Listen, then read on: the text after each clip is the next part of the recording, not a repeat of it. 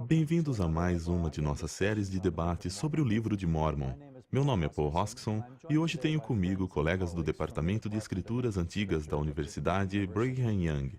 Logo à minha esquerda tenho Stanley Johnson. Fico feliz em tê-lo aqui. Ao lado dele temos Eric Huntsman. Fico feliz em tê-lo aqui também. E ao fim da mesa temos Victor Ludlow, um velho amigo. Que bom tê-lo aqui. Nós estaremos discutindo sobre o capítulo 9 de Segundo Nefe hoje. Como mencionei no nosso último debate sobre o livro de Mórmon, o capítulo 9 constitui a parte mais comprida do discurso de Jacó. Provavelmente uma conferência geral dirigida aos nefitas. E nós separamos o capítulo 9 do resto de seu discurso, que vai dos capítulos 6 ao 10, porque o capítulo 9 é uma das mais importantes e mais lindas explicações da expiação dos escritos sagrados. Então hoje iremos nos concentrar na expiação, como é explicada no capítulo 9 aqui em 2º Nefe. E logo no início eu noto a palavra convênio, no versículo 1. Isso deve chamar a atenção de algumas pessoas. Honestamente, eu penso no título do livro de Mórmon, um outro testamento, pois nós sabemos que um outro convênio talvez seja uma tradução melhor. E fala dos convênios do Senhor aqui no versículo 1. E agora, meus amados irmãos, eu vos li estas coisas para que tenhais conhecimento dos convênios que o Senhor fez com a casa de Israel. Certa vez, uma autoridade geral ensinou que convênios são como contratos e que ordenanças são como assinaturas de contratos. E os convênios do Senhor são cruciais no livro de Mórmon. São uma das maiores coisas que já foram restauradas, se me permitem, das partes perdidas da Bíblia. Mas essa palavra convênio também está se referindo ao debate sobre Isaías, que inicia o discurso original de Jacó. Ele tinha sido designado por Nefe a discursar sobre o capítulo 49 de Isaías, mas me parece que aquele capítulo é sobre a coligação de Israel, enquanto aqui estamos falando sobre a expiação. Bom, há uma coisa muito interessante no capítulo 9. Ele começa dando a impressão de que está lidando com a coligação de Israel. No final do versículo 2 diz que eles serão coligados de volta nas terras de sua herança. E no versículo 3 ele diz que vocês terão essas bênçãos sobre seus filhos se forem coligados. O versículo 4 começa como se ainda falasse da coligação. Ele diz: haveis investigado muito para conhecer as coisas que estão por vir, a futura coligação. Mas ao invés disso, ele diz, meio que chocante no final do versículo 4, você irá morrer. Não é a respeito da coligação, e sim a respeito da morte do corpo. E não obstante, mesmo que você vá morrer, você verá Deus em seu corpo. Como isso irá acontecer? Então ele fala do Salvador e de como ele deve morrer. Portanto, o grande Criador morre para que vença a morte e haverá ressurreição. E isso é parte da expiação.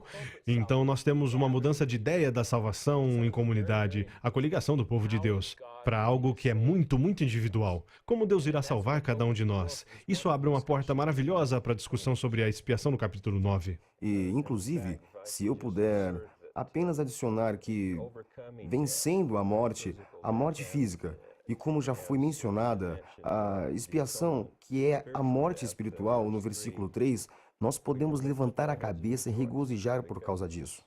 É como foi no caso de Leí, no capítulo 2 de 2º Nefe, quando os profetas do livro de Mórmon ensinam sobre o plano e a expiação. E esse é um dos pontos fortes do livro de Mórmon. Eles ensinam sobre a expiação em todo o contexto. Temos a criação, a queda, a redenção do pecado, a ressurreição da morte, o julgamento. Temos tudo isso. E no versículo 6 existem algumas passagens, algumas referências a esses 3 pilares. Temos... São os 3 pilares da eternidade que Elder McConk falava. Correto. Criação, queda e expiação. Isso, correto. Sobre o misericordioso plano do grande Criador, em que fomos lançados fora por causa da queda e por isso há o poder da ressurreição. Então seguimos o versículo 7, que diz que tudo isso faz parte da expiação infinita. Aquela expiação infinita de que vamos falar muito a respeito mais pra frente quando chegarmos aos capítulos de Alma, onde fala da expiação. Mas é uma expiação infinita, não é apenas uma coisa que se altera pelo tempo ou pelo espaço, é infinito.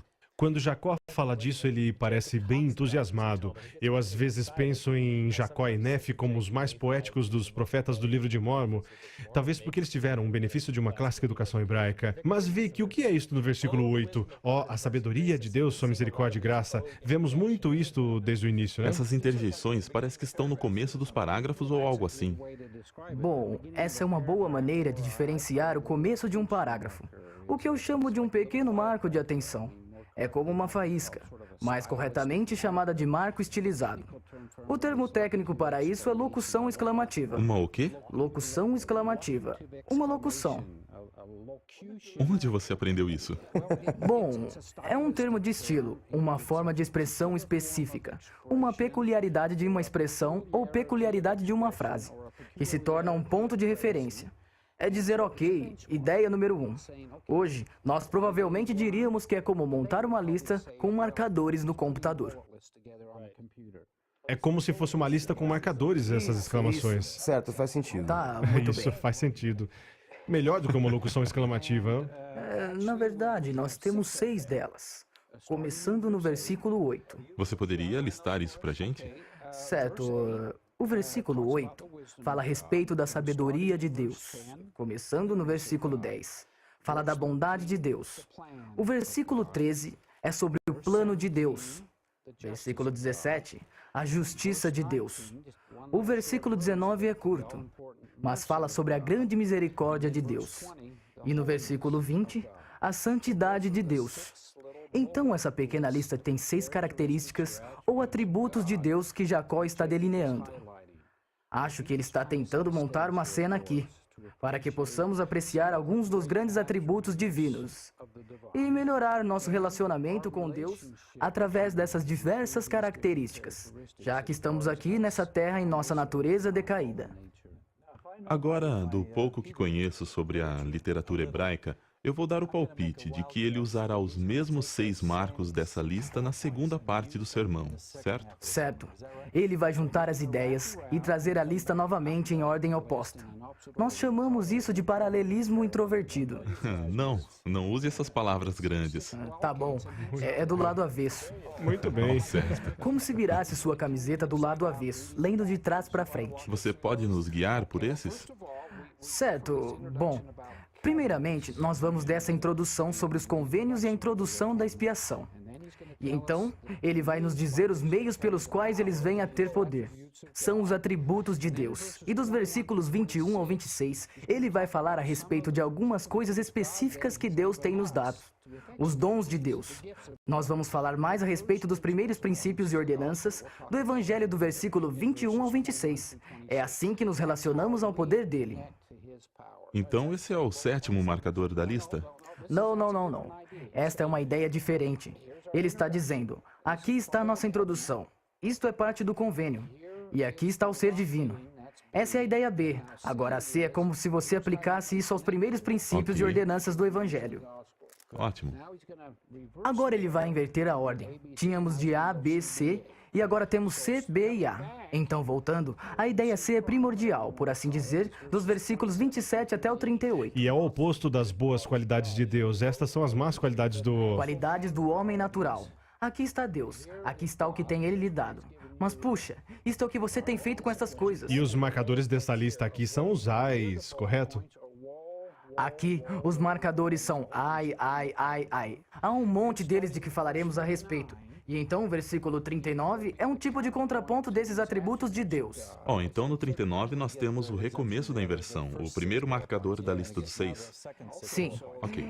Então, no versículo 39, ele está falando: ó, meus amados irmãos, sejam espirituais, busquem na vida eterna. Deus é santo. Ele está dizendo: agora, irmãos, tornem-se santos. No versículo 40, sejam justos, amem a verdade. Do versículo 41 até o 43, lembre que o caminho de Deus é reto. Ele é justo. Ele tinha falado anteriormente a respeito da justiça. Agora ele está dizendo: desenvolva o atributo da justiça. 44. Lembre de minhas palavras. Todos terão que se levantar e serem julgados. No entanto, o fato é que eles estão nos preparando. Este plano está nos preparando para o nosso julgamento. É um período probatório. Realmente, é um período probatório que nos leva àquele julgamento. Do versículo 45 até o 51. Sacudi seu pecado. Venha a Deus. Ele é bom, ele é amoroso. Venha. Não tenha medo dele. Não seja hesitante. Aproxime-se dele. Venha a ele. E então, na última dessas exortações aos irmãos dele no versículo 52, ele nos convida a nos lembrarmos das palavras de Deus, orar a ele. Ele conhece, ele é sábio. Esse é o plano dele. E o objetivo da lista aqui é a frase, ó, meus amados Ó, meus amados irmãos. irmãos. Então nós temos os ós, nós temos os ais, nós temos o ó, amados irmãos. Isso é legal. Ós, ais e ós.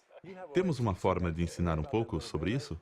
O presidente Kimball costumava dizer: faça suas lições poderosas ao fazê-las simples. Para mim, os ais te afastam de Cristo e os ós te levam a Cristo.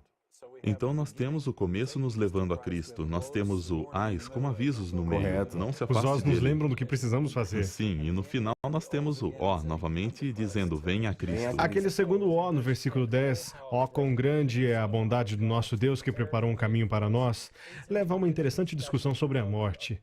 E são os dois tipos de morte, morte espiritual e morte física. Eu sempre gosto de pensar na definição da palavra morte como apenas uma separação. Morte física é a separação do corpo e do espírito. Morte espiritual é a nossa separação de Deus e da retidão.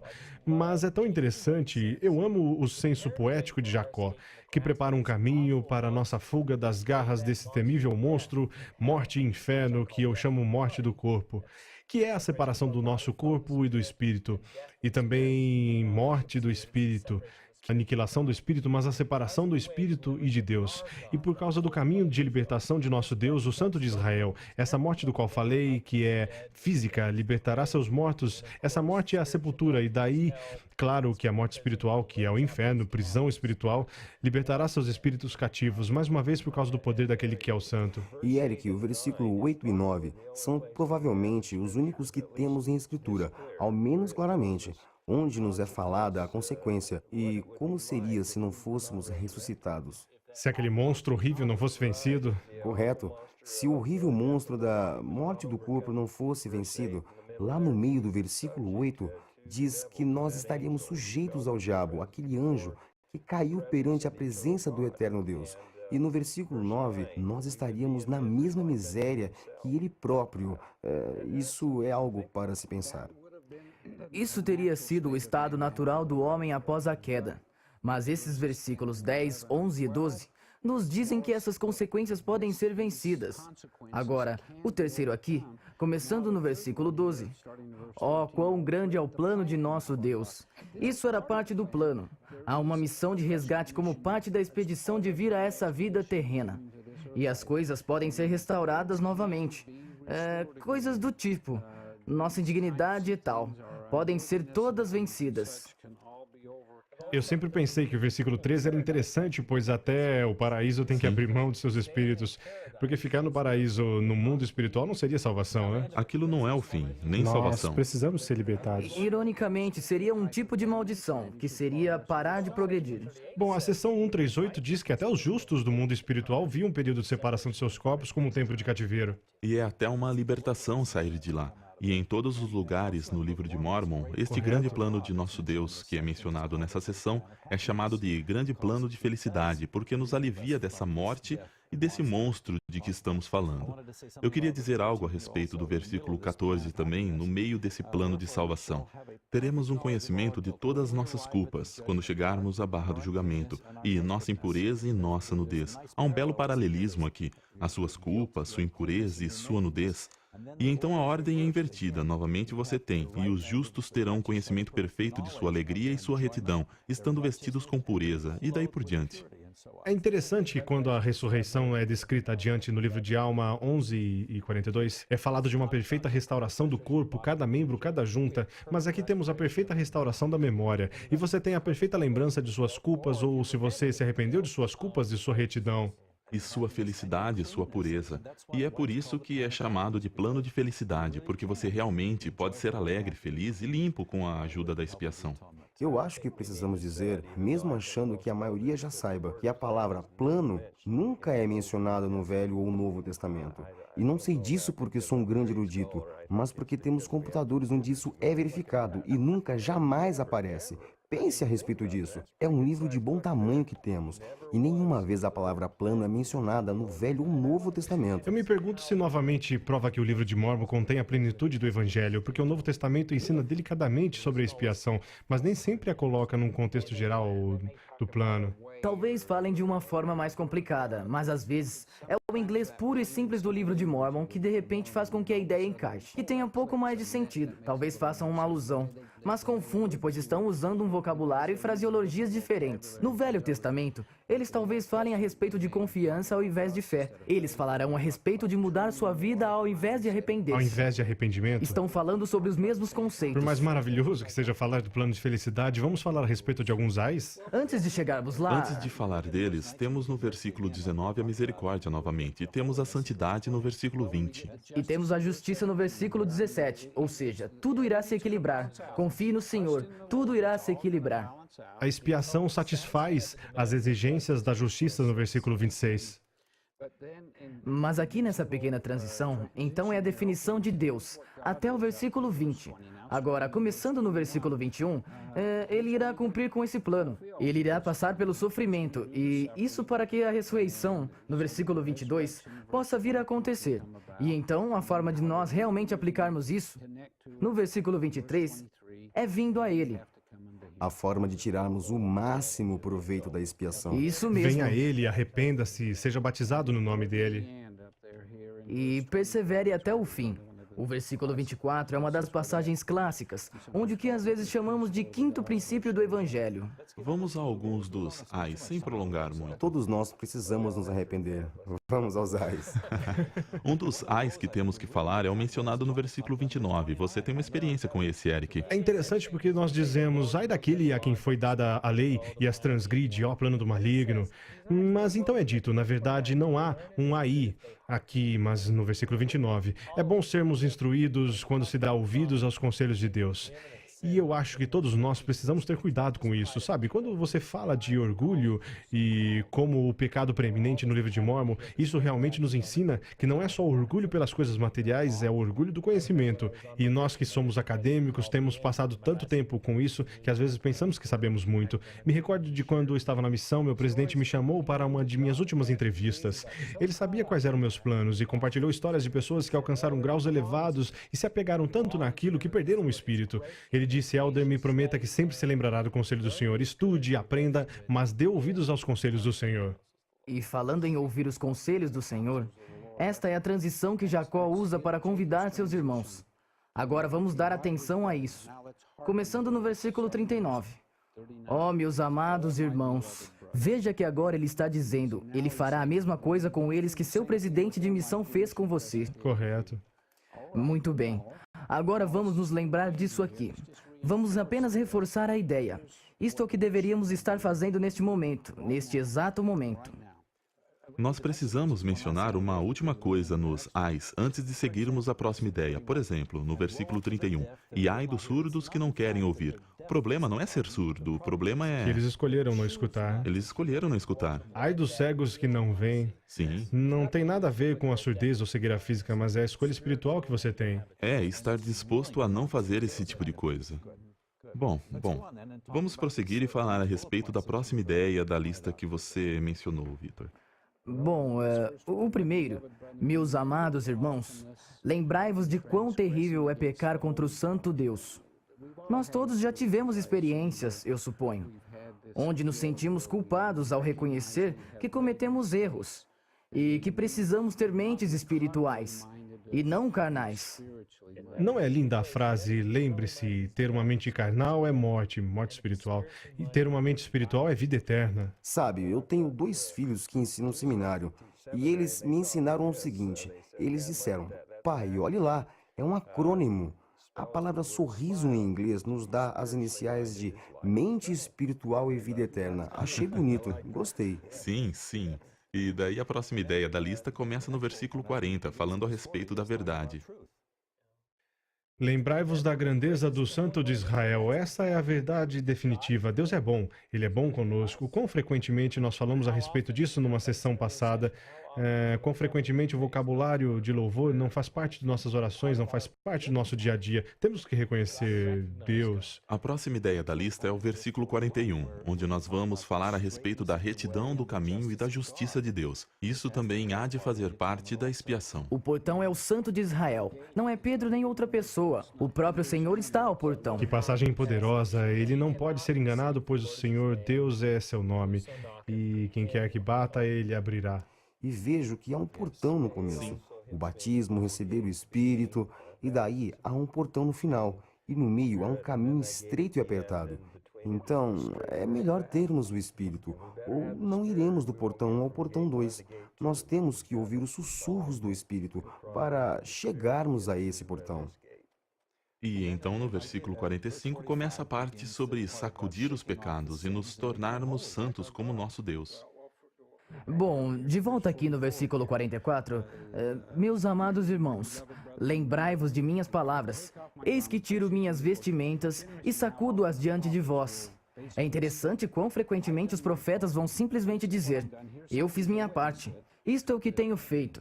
Aqui está algo que testifica isso, de que fiz minha parte, e agora é sua vez. E daí no versículo 45, sua parte é: afastai-vos de vossos pecados. Novamente, o Velho Testamento, o livro de Mórmon e a linguagem de arrependimento. Apenas afastai-vos. Se você não fizer isso, o que acontece se não mudar o curso é delineado lá no versículo 46. Você terá que se colocar perante Deus e provavelmente vai se encolher em terrível medo, a não ser que tenha se arrependido, claro. Não é terrível se você tiver que confessar que seus julgamentos são santos, ó Deus Todo-Poderoso, mas conheço minha culpa, eu transgredi tua lei?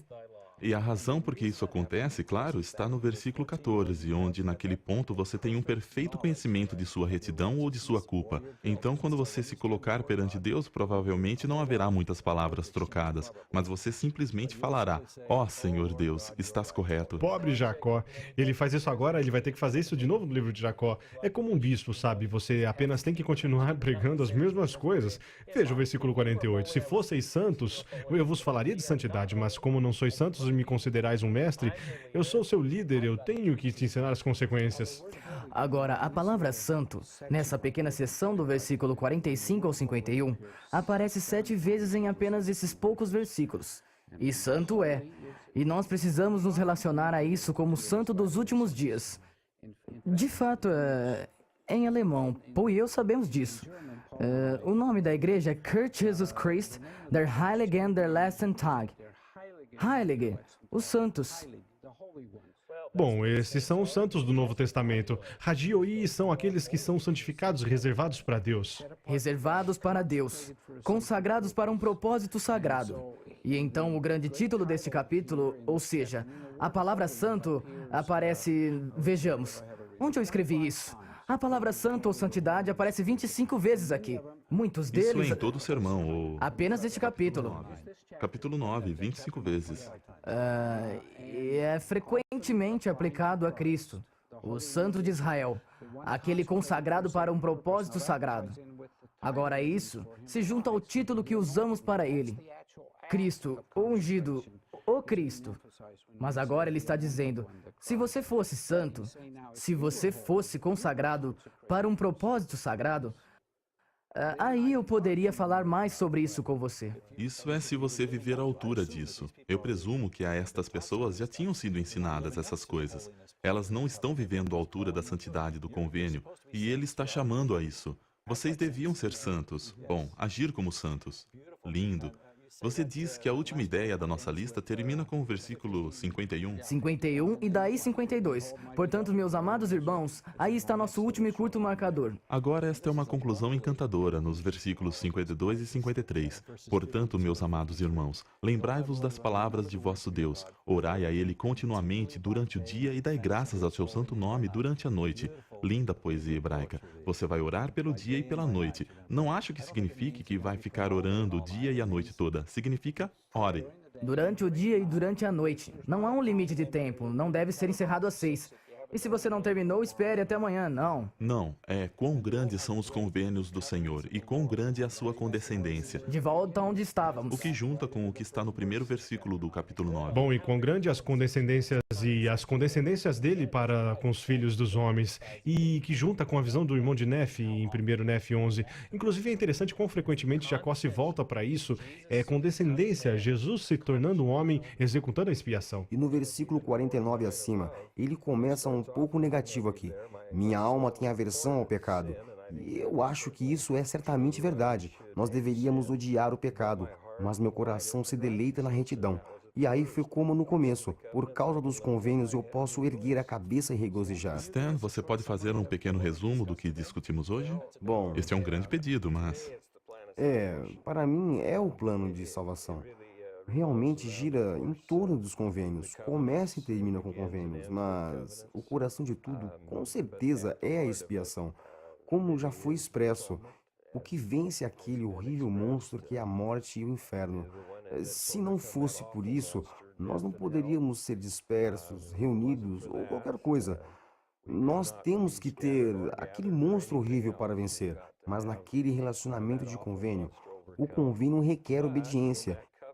Então, há alguns ais com que precisamos ter cuidado e alguns ós que precisamos nos preocupar, sendo os ós que nos levam a Cristo e os ais que nos desviam do caminho. E, finalmente, retornamos aos convênios que nós precisamos confiar no Senhor. E foi mostrada no palavreado do Novo Testamento a fé, pois nós precisamos ter a fé em Cristo. e eu suspeito que a palavra convênio aqui seja usada em um sentido bem amplo. Também são os convênios que fizemos na pré-existência e todos nós seremos responsáveis por todos eles. E agora tudo se junta em como Deus pode levar Israel de volta à salvação, o que está no resto do sermão. É pela expiação que nós podemos voltar a Deus. A coligação final. Isso, a coligação final. Obrigado, irmãos. Foi um prazer estar com vocês.